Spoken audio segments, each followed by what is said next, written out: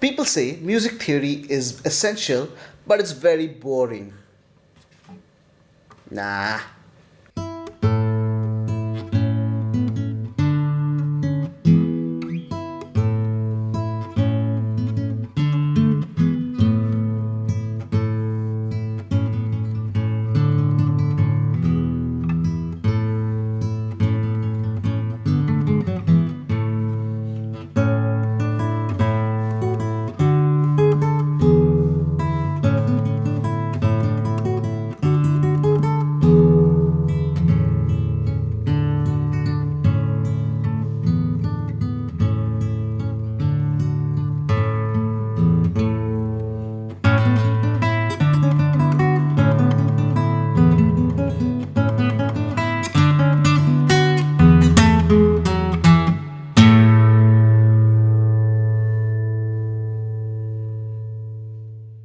My name is Mams, and this is unscripted, unfiltered, untuned. So, I have a problem with the way how music theory is presented in most teachings, most school of thoughts, and usually it is presented as something like very essential, something that has to be gone through, has to be studied, and it is almost presented in most educational systems as if something that cannot be avoided, something that if you don't know music theory, you know nothing. That is usually the the frame of mind that is usually presented. Now, that is not really the biggest argument to this is always like we see a lot of musicians who did not know music theory as much as like most music students. Like I think Beatles is the classic example. Like Beatles knew very little music theory. Paul McCartney did not read. I think now he does. Now he does read music theory. He's written his own classical compositions, but there was a time when he did not read any music staff notations, and mm, like a lot of blues players don't know much music theory. Like I don't think Robert Johnson knew any much music theory. But again, this approach is wrong too, because this argument also kind of does not stand much of a ground. I think what we need to go at a much deeper level and ask what even is music theory. And surprisingly, the answer is much more difficult than we think. So, and I think there's a very famous video by Adam Neely where like he's shown that what we call music theory is actually the way the systems, the rules of a music in the 18th century Europe.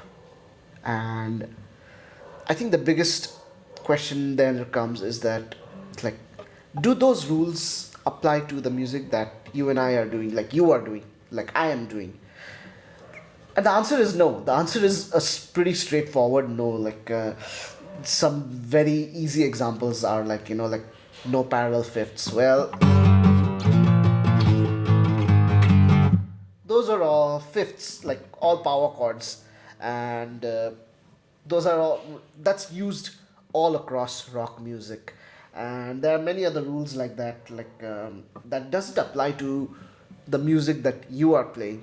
So I think the conclusion that really comes down to is like different genres have different set of music theory, and we are taught only one of them, which is like the Western classical tradition.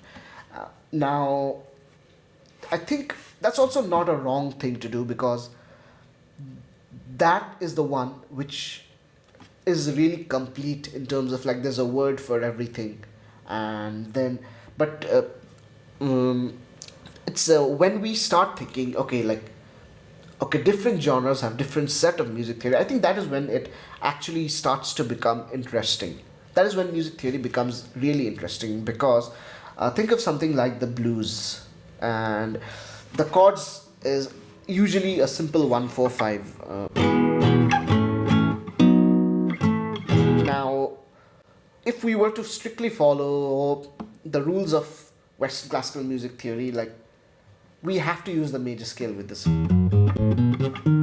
But what we see in blues is like blues uses the minor scale, the pentatonic minor scale.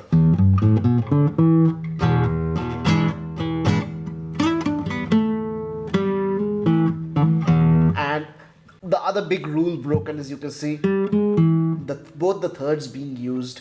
So we see that like blues very easily breaks the rules of classical music that are almost taken as fundamental truths, and you will see that in a lot of music.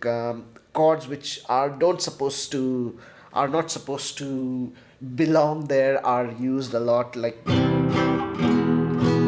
And then classical music is really good with coming up with terms for each of these things. Like, I believe this is called the Picardy third or something. But there comes a point where you're gonna run out of names. Um, and especially if you're dealing with something like rock music, because there's just so much variations possible. And the other thing you have to remember, all of these terms are in the framework of 12th tet.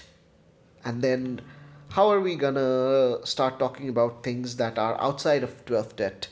Uh, so I think I'm not a someone who says music theory is bad. I think music theory is very interesting. Like, I don't think it's boring at all. I think music theory is very, very interesting. I don't think it is essential in the way that it is presented as essential. Because at the end of the day, you just need to know what you're doing, and it doesn't matter whether you know what it is called by the general public. Like, I could call it something that I like, and then no one else has to know what it's called. Like, I could call a major third maybe a sweet sound, and then I could call it a diminished scary sound. So these things could work. Like, it doesn't have to be music theory in the traditional sense that this is a major, that's an augmented. It doesn't have to be like that. Like, you can make up your own music theory that works for just you and no one else, and that is a valid form of studying music theory. Now, as I said, it becomes more interesting when we study different genres. And how I would recommend everyone to go about studying theory is, firstly, don't just pick up a book and start reading theory. Like, we're talking about music at the end of the day, so you have to put it into practice. So if you're learning about major chords, like, don't just read, okay, 1 3 and 5 is the major chord, but instead actually play those 1 3 5, sing it out loud if you can, because that will help you remember the sounds. We're talking about sounds at the end of the day. If we're talking about something like a minor plagal cadence, if that's what it's called, so like, if I just explained it to you with words, it's like really hard to understand what I'm talking about. Oh, it's the fourth minor, and then you have a flat six in it. But if I just do this, it becomes much more clear as to what it really is. So I would always recommend, like, play like the music theory. Don't just read or study music theory. Like, play the music theory and try to play around with it. See if you can make a small little song with it. See if you can make a small little lick with it, with whatever concept you're studying. That is how I would say you can really make music theory enjoyable and not boring. Maybe we'll play some classical music for the outro. Hello, editing stage Mams here. So yes, I did end up playing a couple of classical pieces. You already saw one at the intro, and there's one more as the outro. But please do remember, I'm not a classical guitar player. I think this shirt says it all. I'd also want to mention that I have a Patreon, so if you'd like to support, please do head on over to my Patreon. The link will be down in the description. For just $5 a month, you can get access to my sample packs, which is the Synthetic India sample pack, which is Indian music played on different software synths, as well as the Sitar sample pack Volume 1, which is Sitar sample pack, and it's in C Dorian. And I have plans to release a few more sample packs. There's a Sitar sample pack Volume 2 in the works, and there's some tabla machine samples which will be coming very soon. And if you'd like to support even more, there's a $10 tier for which you can get access to my backing tracks, all my backing tracks that I do for any of these videos. If there is a backing track, it will be up on Patreon. And then outtakes for my songs, demo recordings, phone recordings, some chords for my songs, and I don't know what else I'm going to be putting in the future, but those are the things that are already there on my Patreon for just $10 a month. If you'd like to show some support, please do head on over there. So let's head on over now to the outro music.